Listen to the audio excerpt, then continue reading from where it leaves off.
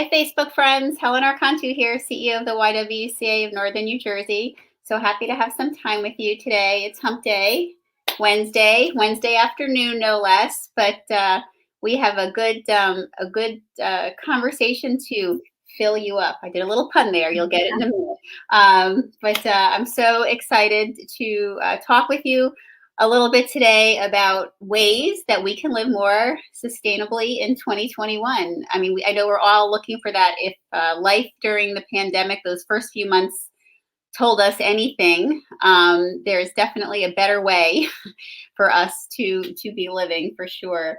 And this is a great opportunity. I know for myself, I always not only want to know how I can do better, but I also want to know how to teach my kids to do better. And, we know that Mother Earth that we have is it. So we really need to figure out ways to take care of her. And today, I'm so excited to have Deanna Taylor-Heacock, who is a mompreneur. I love mompreneurs. And she's the owner of Good Bottle Refill Shop. And right now, that's in Maplewood, New Jersey. And excited to talk about what's coming for Good Bottle, which is really exciting. But she's joining us this afternoon, and we're going to talk a little bit about how to minimize waste in our homes and start to living cleaner and greener in terms of our lives. And also, I just, love that we have a mompreneur on here and pick her brain a little bit about that.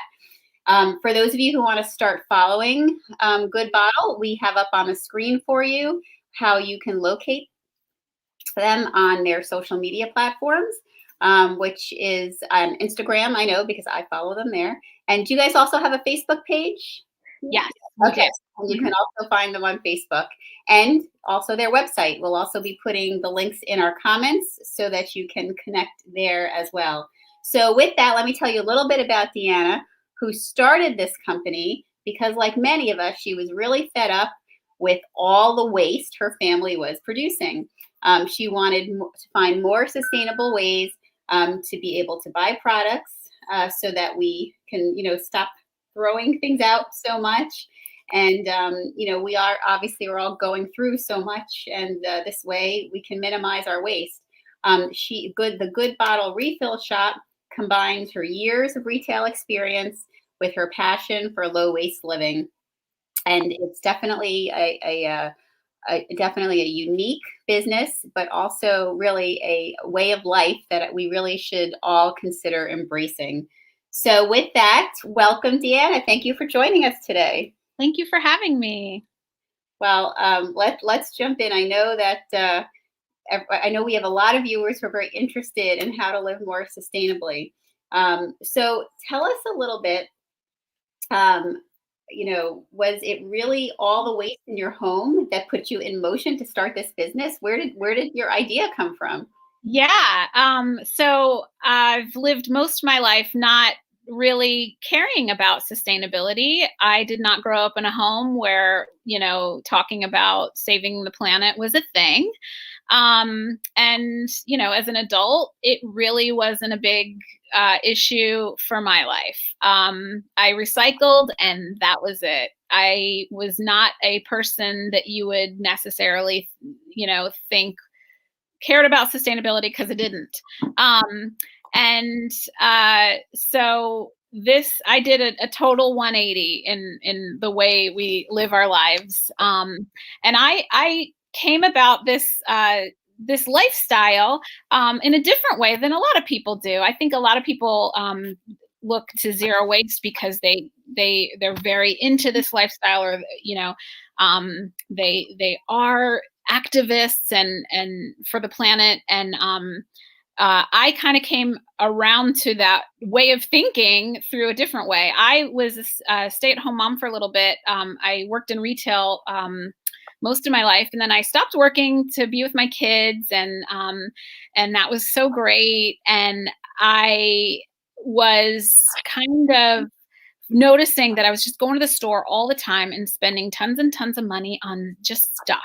And I feel like I kind of felt like I was a minimalist ready to emerge, but I was still stuck going to Target all the time and going to the grocery store and then going to, the drugstore and you go for one thing and you get like a million things. Like all the moms say, like, I go to Target and I spend, $200. That was me, I was buying all that stuff from those dollar bins and then throwing it away literally 3 days later when my kids were done with it. Seasonal stuff. I was just, every season I felt the need to go to Target and just fill my cart with stuff for Valentine's Day, stuff for St. Patrick's Day, stuff for Cinco de Mayo. So I started noticing that, when I stopped working, our bills went way up because I was home buying stuff all the time. And I just wanted to, I really was like, okay, I shouldn't, I got my year-end Amex bill and I was like, oh my gosh, we spend so much money at Target. We spend so much money at, all these big box stores. So I guess I felt a little bit like I wanted to use an Excel spreadsheet. Maybe I missed, numbers a little bit. So I started to make some rules for our family. And I said, we're only going to go shopping for things that we need for our house once a month. And we'll go food shopping once a week. And that's it. I'm not going to the store anymore. If we need something tough, we're going to have to wait for next month. And so I made like an inventory list of stuff in my house that was non-food stuff. And I said, I'm going to Target once a month. And my one rule is that I have to stick to the list. I'm not going to buy anything in that cute home section that I love. There's nothing unless I really desperately need something that I put it on the list, I'm not buying it. And I did that for a year and I actually spent $10,000 less than the year before. Wow. That's embarrassing, but it's also, very eye-opening. So I was kind of chugging along with this, little plan for the whole year. And I was so proud of myself. And every month I would, do my list and figure out what I needed for my home. And then towards the end of the year, I was at Target, or I started going to Walmart because I knew there was less impulse buys there. Yeah. So I was at the store and I had looked at my cart and every single thing in my cart was a single use item that I would eventually throw away. And I looked at that cart and I was like, everything in here is eventual trash. The paper towels, the paper napkins, an all-purpose cleaner spray bottle, laundry detergent, dishwashing detergent, shampoo, conditioner, shower gel. The list goes on. Those are the things that you buy monthly, weekly, every other month. And so that was in my cart and I'm sitting there going, this is crazy. There's got to be a better way. And so that really sparked my thought process. I was also looking at my list each month thinking, what are the things that I don't want to buy some of this stuff anymore. Like what now I have this list I'm going once a month and I see how much crap I'm buying. And so what are the things that are out there that I don't need to be buying and I can have a sustainable version instead? So I went home and it was like right at the new year and I decided that our family's New Year's resolution was going to be to reduce waste.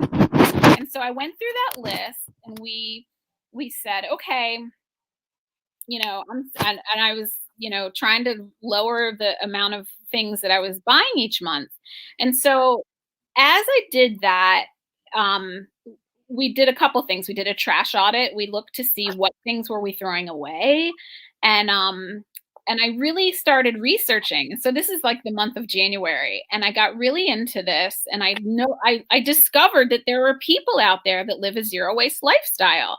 And I bought a book called The Zero Waste Home by B. Johnson. And she's that woman that all of her trash is she can put in like a mason jar for the entire year. And I thought, okay, that is probably not going to happen for me, but boy, can I make some serious changes here, So we went through our list and said, what are the things that we throw away? Okay, paper towels was huge. Like half of our garbage was paper towels and those paper napkins.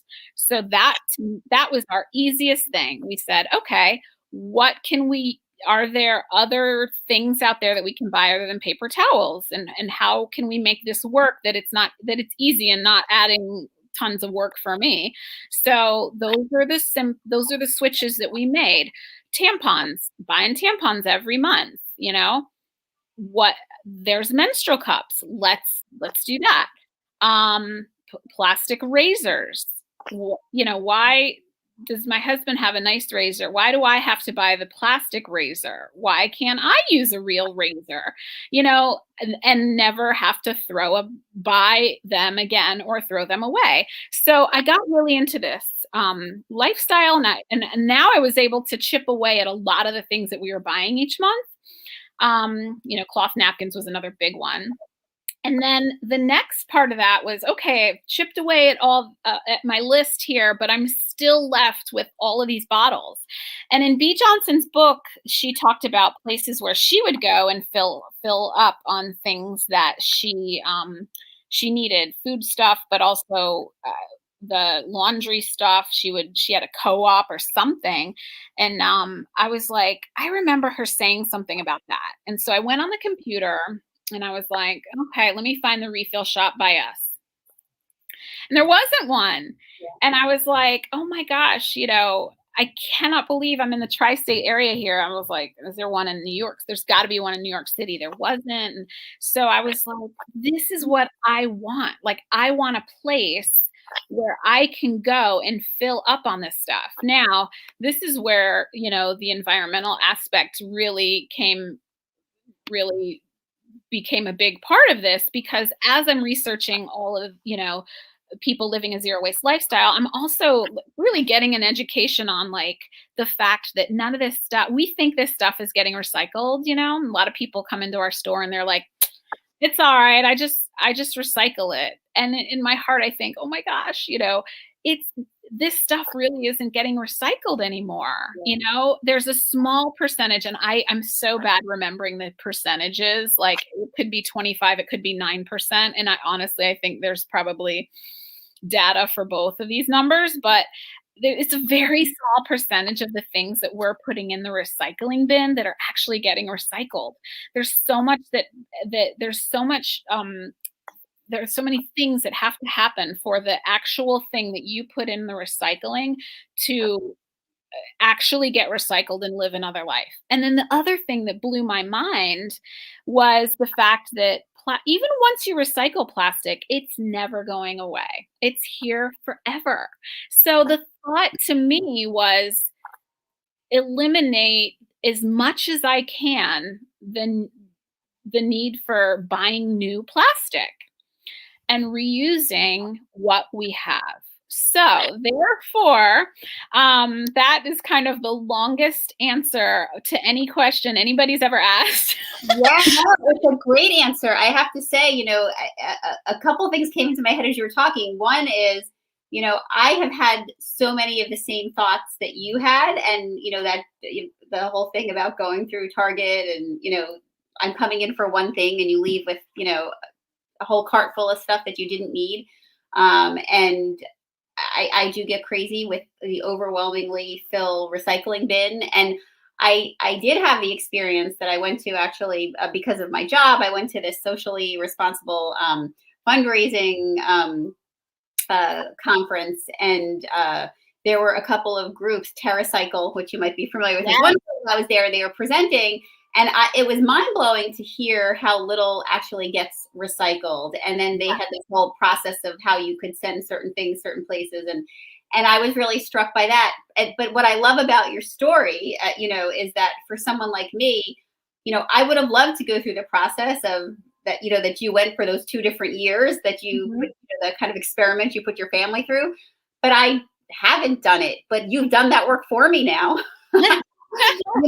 In some ways. And then, in fast forward, for those of us who, have had those moments, but just not actually gone through the process. And then we get the benefit now of having, having this opportunity right in our communities. And I'm laughing because Hollis Thomas, who I know is someone that and she's one of our board members, is also saying how, she never sticks to the lists. And I think that's so true. Like, none of us, I think it's rare to stick to the list. And that's also when you get more and more and more.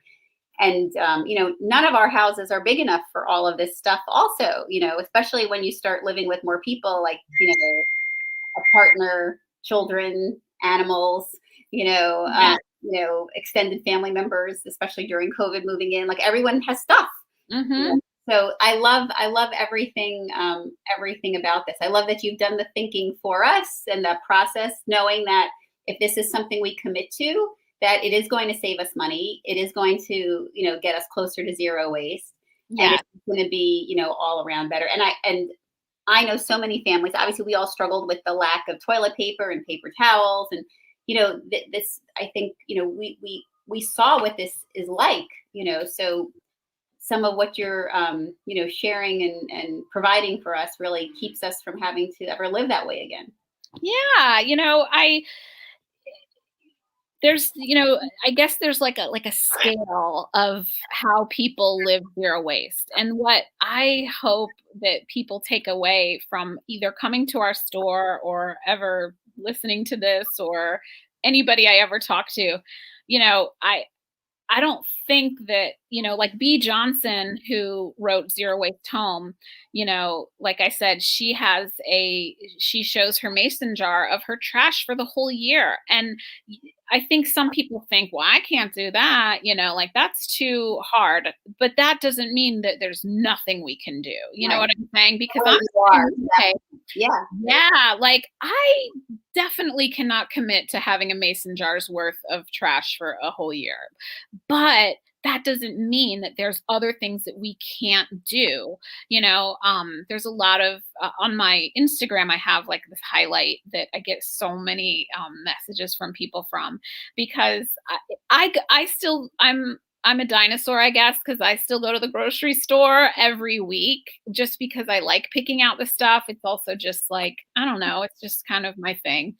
And I just don't order groceries online. Okay. So there's so many options now in the grocery store. It's almost like too many, and there seems to usually be, there's a plastic version of something. Like just the other day, we don't buy a lot of orange juice, but my son was like, I want orange juice this time. I'm like, okay, go to the grocery store. It's the first time I bought orange juice in a long time. And it was the first time I bought orange juice with the thought of zero waste mindset. And I was like, all of it's plastic, except I found one that was like a cardboard container. And so I take a picture of the plastic version or the cardboard version. Like, that's an easy thing. And I feel like a lot of consumers, our power is voting with our dollars, like you don't have to give up soda if that's your thing. Like buy the aluminum can version, we don't have an aluminum problem. We have a plastic problem, Yeah. like the more choices that we making the non-plastic version vote, the better. Yeah, no, and it's true. I mean, and that I appreciate that you're sharing this, and I do encourage everyone to follow your Instagram because you do a great job of highlighting and spotlighting that for us. Is that there's sometimes we, like you said, you may not fancy yourself an activist, you may not see yourself in that role, and that although that you could or should do better, but these are such little things that have a big impact. And so, individually, we should really think about how we can take them on. So tell me, how has your local community, I know in Maplewood where you have been, and now you're moving into a new space in Montclair, how's it all been embraced? Yeah, the community has really embraced this new way of shopping. And I think they love it, in the beginning, it was a lot of showing everyone the concept. And that's one thing that I've really tried to make it as easy as possible because we're asking a lot of people. We're asking them to clean their containers, put them in a bag, bring them to the store, fill out the form, weigh their container, fill it. It is a process. And so my job is to make it as easy as possible for them and so that they can come in and refill on their own. But yeah, the community has really embraced it. I think that like I said in the beginning, it was a lot of showing them the process. And now our regular customers, like today I had one person come in that had not been there before. And it was exciting for me because I feel like we have our regulars now that just know the drill and they just know what to do and they know where their products are. And then, so there's less and less people coming in that are brand new that want to get the full tour. It was so fun to give her like the whole tour and like show her everything, but yeah, like there's, I think it is kind of the way of the future. And I hope that, this is something that grows. So do you find that your customer base is local to the town that you're in? And now obviously you're moving into a new space, or do you find that people are coming from the area and coming to you? Yeah, people come from all over, and what we always like to know when people drove a long way to get here. And I love taking their picture and putting them on our Instagram stories because it is a big deal. It's for them to drive 30 minutes to get to us just to refill. That's a lot. But I would say most of our customers are pretty hyper local in the South Orange and Maplewood community. But we do get a good amount of people that come from all over New Jersey. I mean, we've had some people come from Pennsylvania and New York City and the Bronx and Brooklyn, but yeah, most of them are local. That's great. That's great. So I heard you say something about your son wanting orange juice, and I've got, and I don't have any you have at home. I've got 8-year-old twins, soon to be 8-year-old twins, I should say. But I'm always trying to impart these lessons to them because I do feel like obviously they're watching us, and that's part of how you impart these lessons. But how is this translating, and how can we translate this to our children and to our next generation so that we raise them just as this being their norm and not the Target craziness that we have all lived with? Yeah, that's definitely hard. I don't know if I have an answer for that, but I will say that like I just feel like showing them by our actions, and the choices that we make. And I try to explain to them, like my kid, if we're somewhere and my daughter loves those Kinder eggs, and I'm always like, of all the candy, like that's the one you want, the one that's literally, going to be thrown away in minutes and it's got plastic on it.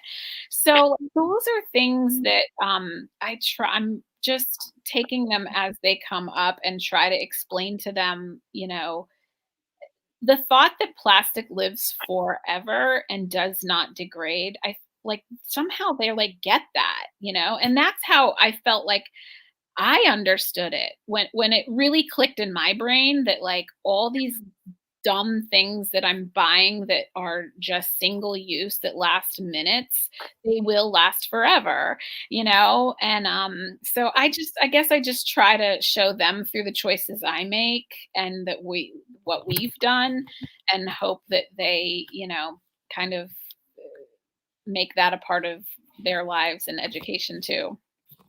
I can totally relate to the Kinder Egg issue, and I say the other one that drives me absolutely bonkers. I don't know if your children are these LOL dolls, because the packaging is the most, and I can appreciate in some ways the LOL dolls have more diversity in them than I've seen in a lot of dolls, and there's a positive to the actual doll itself, but to get to the doll and what they do to every time their one is purchased and what we're putting into the world is appalling to me. So I hear you.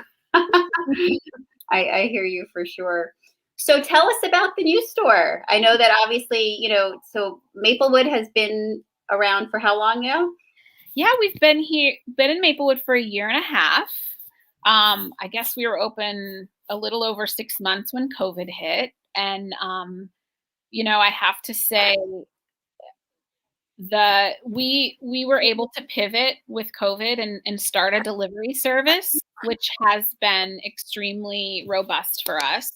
I knew that delivery was something that I wanted to do at some point because, I'm competing with Amazon, Mm-hmm. So people like things having them delivered to their doorstep. So I knew that that was in the cards at some point. COVID made it accelerate those plans, because we're in Maplewood, we're in a marketplace. We don't have our own storefront, so we are in a marketplace called the general store. And Yeah. so the general store, we decided to shut down when COVID happened. So really, even though we could have stayed open, we are an essential business. We sell, refills of hand sanitizer and hand soap, but I knew that my customers, like, needed this, these things. So we started a delivery service. It's kind of like like what I hear the milkman was like, although I did not grow up with a milkman, but we deliver the good bottles to their doorstep, and our customers leave the empty bottles on their doorstep, and we refund them for the bottles. So they're not constantly buying new bottles. Mm-hmm. So anyway, so Montclair came about. We did have a good amount of customers. I guess in my mind, I always thought that maybe I thought Hoboken would be like a cool place to open a refill shop, and there's so many, apartments and stuff, but overwhelming amount of messages, not just from customers, from people that are like, I'm not driving to Maplewood. I would love it if you opened in Montclair. And so that really, it wasn't almost my decision. It was just like the overwhelming amount of people wanting it in Montclair were very loud. And so I started looking in Montclair, I guess around the summertime.